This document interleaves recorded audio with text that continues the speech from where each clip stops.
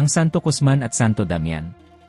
Matatagpuan sa Timog Pader sa Kanluran ang isang ipinintang larawan ng mga sikat na santo na sina Guzman at Damian, parehong ipinapakita na magkasama sa simbahan, dahil ang ugnayan ay pareho dahil sa kanilang propesyon ay doktor. Sila ay nakilala batay sa isang paglalarawan na nakasulat sa kanang bahagi sa tabi ng kanilang mga ulo. May dala rin silang mga kagamitang medikal.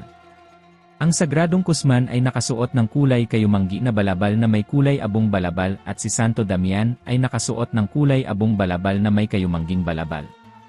Sa kanang kamay sa bawat isa sa kanila ay may medikal na aparato na ginagamit para sa pagsusuri. Sa kaliwang kamay ng banal na Guzman ay ang katangian na malabo lamang na makilala.